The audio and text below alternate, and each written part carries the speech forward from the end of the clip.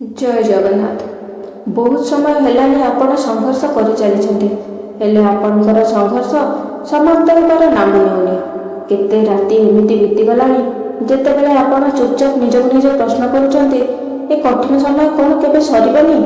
आहुरी केते थर आपनकु लागिछि जे आपण एमिति परीक्षा देउछंती जहार ना प्रश्नपत्र ठीक अछि ना से परीक्षार अंत अछि।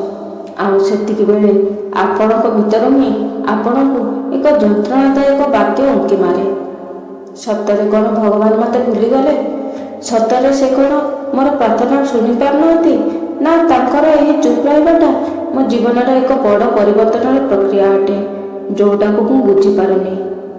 जेतेबेले जीवन बारंबार से एक प्रकार आघात दे चले जेउठी आपण पूर्वर दुर्बल अछंती, जेतेबेले प्रत्येक प्रयास पर मध्य परिस्थितिर कौनसी परिवर्तन घटेनी सेतेबेले मन थकी जाए आउ आत्मा मध्य प्रश्न करने आरंभ करदिए। किंतु भगवान जेतेबेले परीक्षा नियंती तार समयसीमा मध्य से ही निर्धारण करती। से केवल जटिलता दियंतिनी बरं तार अंतर समय मध्य ठीक कर देइथांती। आउ एही विचार आमको एक गभीर जिज्ञासा आड़कू नहीं जाए। जदि अंत निश्चित तेबे आमे केमिति जानिबा जे से समय निकटतर? केमिति जानिबा जे ए लंबा प्रतीक्षा समाप्त होबाकू जाउछि?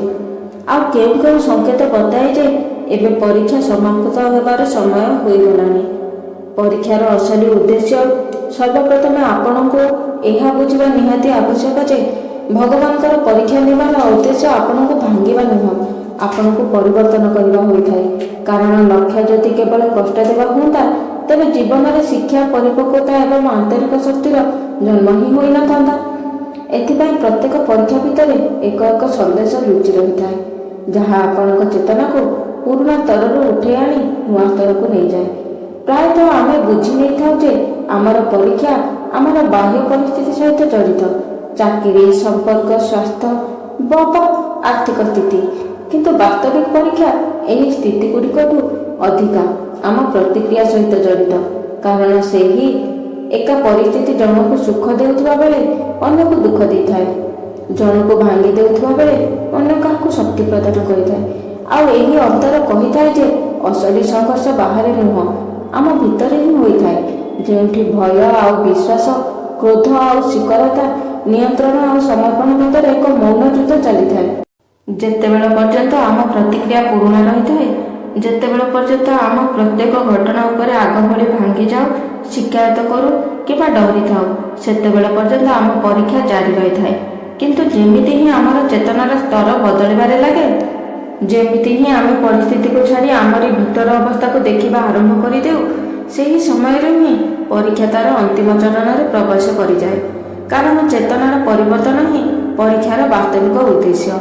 आउ जेतेबेले आंतरिक परिवर्तन प्रायतः पूरा हेबाकू लागे, जेतेबेले आत्मा सही शिक्षा को आत्मसात करिनिए एवं जहाँ पाई ए पूरा समय आसीथिला, सेतेबेले जीवनर तीनोटी संकेत स्पष्ट रूपे देखा देइथाए। सेही संकेत सबू शांत स्वर रे कहती जे वर्तमान भगवान आपणकर सबू परीक्षा समाप्त करबाकू जाउछंती। प्रथम संकेत भीतरर शांति जहाँ परिस्थिति ठारू संपूर्ण स्वतंत्र।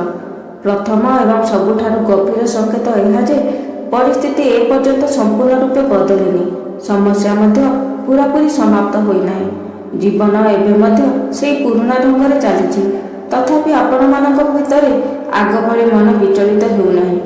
सेही डर जहाँ छोट छोट घटना रे भी आपण को भांगी देउथिला ताहा आ तीव्र रुहेनी।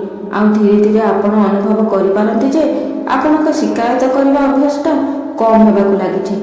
कारण जेउठी आपण मनरे प्रथमे प्रत्येक दिन प्रश्न उठुथिला जे मो सहित ही काहेकि, वर्तमान से प्रश्न स्वतः शांत होबारे लागिछि।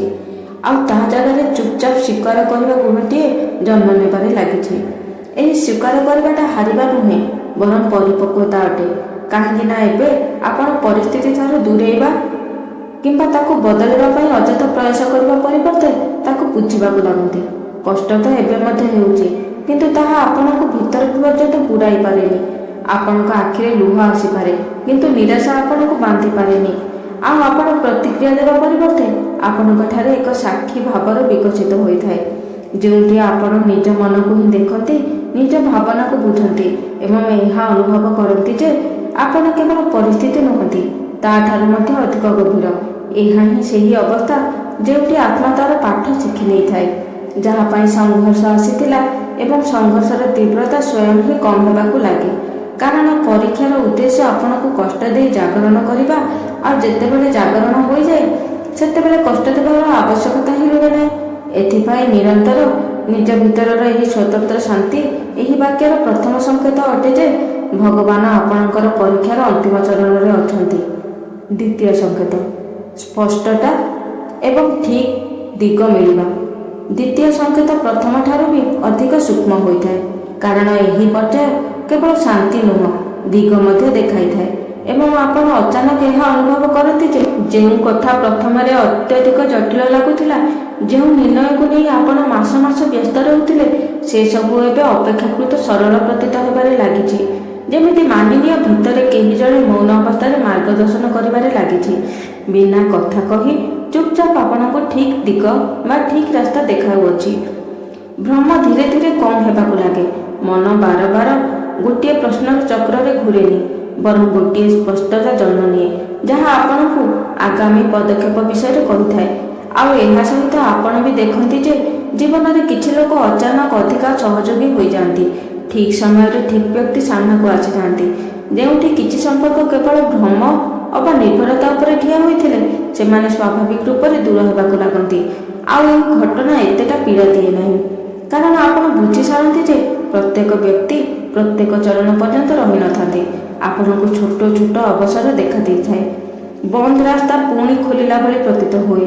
ଆଉ ଏହି ପରିବର୍ତ୍ତନ ଅଚାନକ ଆସିନଥାଏ, ବରଂ ଅତ୍ୟନ୍ତ ସ୍ୱାଭାବିକ ରୂପରେ ଆସିଥାଏ।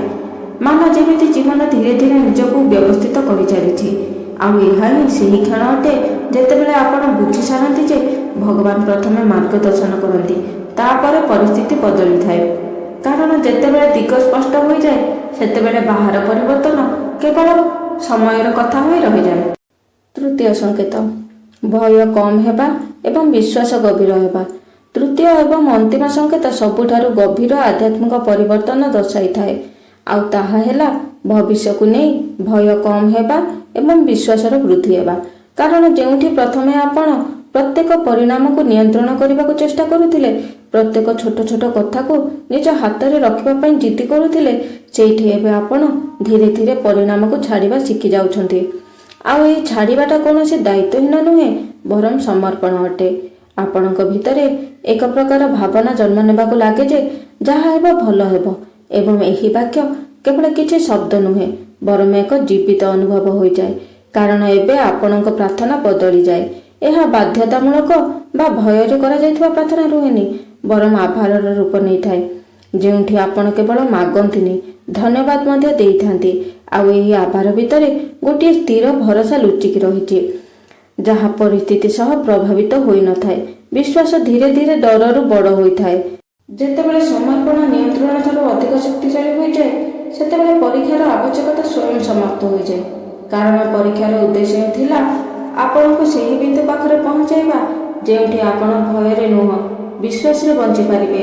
ଆଉ ଯେମିତି ହିଁ ଆନ୍ତରିକ ପରିବର୍ତ୍ତନ ପୂର୍ଣ୍ଣ ହୁଏ, ଜୀବନର କଠୋରତା ବି ଆପେ ଆପେ କମିଯାଏ। ମାନ ଭଗବାନ କହୁଛନ୍ତି କି ଆପଣ ଆପଣଙ୍କ ଶିକ୍ଷା ଶିଖି ସାରିଲେଣି, ଯାହା ପାଇଁ ଏହି ଯାତ୍ରାର ଆବଶ୍ୟକତା ଥିଲା। ପ୍ରାୟତଃ ଆମେ ମାନି ନେଇଥାଉ ଯେ ଯଦି ଭଗବାନ ଖୁସି ହେବେ, ସେ ଆମର ସବୁ ସମସ୍ୟାକୁ ଦୂରେଇ ଦେବେ, ଆମର ରାସ୍ତାକୁ ସହଜ କରିଦେବେ, ପରିସ୍ଥିତିକୁ ବଦଳାଇ ଦେବେ। କିନ୍ତୁ ଆଧ୍ୟାତ୍ମିକ ସତ ଏହାଠୁ ଆହୁରି ଗଭୀର ଅଟେ। କାରଣ ଈଶ୍ୱର ପରିସ୍ଥିତିକୁ ବଦଳାଇବା ପୂର୍ବରୁ ବ୍ୟକ୍ତିକୁ ବଦଳାଇ ଦିଅନ୍ତି। ଆପଣଙ୍କ ବାହାରି ଝଡ଼କୁ ଶାନ୍ତ କରିବା ପୂର୍ବରୁ ଆପଣଙ୍କ ଭିତର ଭୟକୁ ଶାନ୍ତ କରନ୍ତି। ସେ ସଂଘର୍ଷକୁ ହଟାଇବା ପୂର୍ବରୁ ପ୍ରଥମେ ଆପଣଙ୍କ ଚେତନାକୁ ଏତେ ମଜବୁତ କରିଦିଅନ୍ତି ଯେ ସେହି ସଂଘର୍ଷ ଆପଣଙ୍କୁ ଭାଙ୍ଗିବା ବଦଳରେ ଆପଣଙ୍କୁ ଉଜ୍ଜ୍ୱଳତା ପ୍ରଦାନ କରିଥାଏ। ଆପଣ ସେହି ପୁରୁଣା ବ୍ୟକ୍ତି ରୁହନ୍ତିନି। ସବୁ ପୁରୁଣା ଘଟଣା ଯାହା ପ୍ରଥମେ ଆପଣଙ୍କୁ ଅଶାନ୍ତ କରୁଥିଲା, ତାହା ଏବେ ସେତିକି ତୀବ୍ର ପ୍ରତିକ୍ରିୟା ଦେଉନାହିଁ। ସେହି ଶବ୍ଦ ଯାହା ପ୍ରଥମେ କଷ୍ଟ ଦେଉଥିଲା, ଏବେ ସେହି ଶବ୍ଦ ସେତିକି ଗଭୀର ପର୍ଯ୍ୟନ୍ତ ପ୍ରବେଶ କରିପାରୁନି। ସେତେବେଳେ ବୁଝିଯିବେ ପରିବର୍ତ୍ତନ ବାହାରେ ନୁହଁ, ଭିତରେ ହେଇସାରିଲାଣି। ଆଉ ଯେମିତି ହିଁ ଭିତରର ସ୍ତର ବଦଳିଯାଏ, ସେମିତି ହିଁ ପୁରୁଣା ପରୀକ୍ଷାର ଅର୍ଥ ସମାପ୍ତ ହୋଇଯାଏ। କାରଣ ପରୀକ୍ଷାର ଉଦ୍ଦେଶ୍ୟ ଆପଣଙ୍କୁ ସେହି ପୁରୁଣା ସ୍ତର ପର୍ଯ୍ୟନ୍ତ ଅଟକାଇ ରଖିବା ନୁହେଁ, ବରଂ ଏକ ନୂଆ ସ୍ତରକୁ ନେଇଯିବା ଅଟେ। ଆପଣ ଯେତେବେଳେ ଭିତରର ପରିପକ୍ୱ ହୋଇଯାଆନ୍ତି, ଯେତେବେଳେ ଆପଣଙ୍କ ପ୍ରତିକ୍ରିୟା ଭୟରୁ ବିଶ୍ୱାସରେ ବଦଳିଯାଏ, ଯେତେବେଳେ ଆପଣଙ୍କ ଶିକାୟତ ବଦଳରେ ସ୍ୱୀକାରତା ଜନ୍ମ ନିଏ, ସେତେବେଳେ ଜୀବନର ସେହି ସବୁ ପରିସ୍ଥିତି ନିଜର ପ୍ରଭାବ ହରାଇ ବସେ। ଆଉ ଏମିତି ଲାଗେ ମାନା ଯେମିତି ବିନା କିଛି ଶବ୍ଦରେ, ବିନା କିଛି ବଡ଼ ଚମତ୍କାରରେ ପରୀକ୍ଷାର ଅଧ୍ୟାୟ ସବୁ ଧୀରେ ଧୀରେ ବନ୍ଦ ହେବାରେ ଲାଗିଛି। କାରଣ ଆପଣ ଏବେ ସେହି ବ୍ୟକ୍ତି ହୋଇ ରହିନଥାନ୍ତି ଯେଉଁ ବ୍ୟକ୍ତି ପାଇଁ ସେହି ପରୀକ୍ଷାର ଆବଶ୍ୟକତା ଥିଲା। ଆଉ ଏହାକୁ ଅନ୍ତ ଭାବିବାର ଭୁଲ କରିବେନି। ଏହା କେଉଁ କାହାଣୀର ସମାପନ ନୁହେଁ, ବରଂ ଏକ ନୂଆ ସ୍ତରର ଆରମ୍ଭ ଅଟେ, ଯେଉଁଠି ଆପଣ ଆଗରୁ ଅଧିକ ଜାଗରୁକ, ଅଧିକ ସ୍ଥିର ଏବଂ ଅଧିକ ଗଭୀର ବିଶ୍ୱାସର ସହ ଆଗକୁ ବଢ଼ିବେ। କାରଣ ଏବେ ଆପଣ କେବଳ ସଂଘର୍ଷ ସହିନାହାନ୍ତି, ବରଂ ତାଠାରୁ ବହୁତ କିଛି ଶିଖିଛନ୍ତି। ଯଦି ଆପଣଙ୍କ ଭିତରେ ଧୈର୍ଯ୍ୟ ବଢ଼ୁଅଛି, ଯଦିଓ ପରିସ୍ଥିତି ଏବେ ପୁରାପୁରି ବଦଳିନି, ଯଦି ଆପଣଙ୍କୁ ଅନୁଭବ ହେଉଛି ଯେ ଅଟକିଥିବା ରାସ୍ତା ସବୁ ଧୀରେ ଧୀରେ ଖୋଲିବାରେ ଲାଗୁଛି, ଯଦି ଆପଣଙ୍କ ଭିତରର ଡର ଆଗ ଭଳି ନ ରହିଲା ଆଉ ତା ଜାଗାରେ ଏକ ଶାନ୍ତ ବିଶ୍ୱାସ ଜନ୍ମ ନେଉଛି, ତେବେ ଜାଣିଯିବେ କି ଏହା କୌଣସି ସଂଯୋଗ ନୁହେଁ, ଏହା ଏକ ସଂକେତ ଅଟେ, ଭଗବାନଙ୍କ ସଂକେତ। ସେ ଆପଣଙ୍କର ପରୀକ୍ଷା ସମାପ୍ତ କରୁଛନ୍ତି ଏବଂ ଆପଣଙ୍କୁ ଏକ ନୂଆ ସ୍ତରକୁ ନେବା ପାଇଁ ପ୍ରସ୍ତୁତ ହୋଇସାରିଛନ୍ତି। ଯଦି ଆପଣ ଏହି ପରିବର୍ତ୍ତନକୁ ସ୍ୱୀକାର କରିବାକୁ ପ୍ରସ୍ତୁତ, ଯଦି ଆପଣ ପୁରୁଣା ଭୟକୁ ପଛରେ ପକାଇ ଏକ ନୂଆ ବିଶ୍ୱାସର ସହ ଆଗକୁ ବଢ଼ିବାକୁ ଚାହାନ୍ତି, ତେବେ କମେଣ୍ଟରେ ଲେଖନ୍ତୁ, ମୁଁ ପ୍ରସ୍ତୁତ ଅଛି, ଆଇ ଏମ୍ ରେଡି। କାହିଁକି ନା ଆପଣ ଯେତେବେଳେ ଶବ୍ଦରେ ସ୍ୱୀକୃତି ବ୍ୟକ୍ତ କରନ୍ତି, ସେତେବେଳେ ଭିତରର ପ୍ରତିବଦ୍ଧତା ଆହୁରି ମଜବୁତ ହୋଇଯାଏ। ଆଉ ମନେ ରଖନ୍ତୁ, ଯେଉଁ ବ୍ୟକ୍ତି ପରୀକ୍ଷା ଦେଇସାରିଛି, ସେହି ବ୍ୟକ୍ତି ଅନ୍ୟ ବ୍ୟକ୍ତିର ଅନ୍ଧାରର ପ୍ରଦୀପ ସାଜିଯାଏ। ତେଣୁ ଯଦି ଏହି ପ୍ରକାର ଆଧ୍ୟାତ୍ମିକ ଯାତ୍ରାକୁ ବୁଝିବାକୁ ଏବଂ ଅନୁଭବ କରିବାକୁ ଚାହାନ୍ତି, ତେବେ ଏହି ପରିବାରର ସଦସ୍ୟ ବନିଯାଆନ୍ତୁ। କାରଣ ଯେଉଁ ପ୍ରକାଶ ଆପଣଙ୍କୁ ମିଳିସାରିଛି, ତାହା ଆଉ କାହା ଜୀବନର ମାର୍ଗକୁ ବି ଆଲୋକିତ କରିପାରିବ। ଧନ୍ୟବାଦ।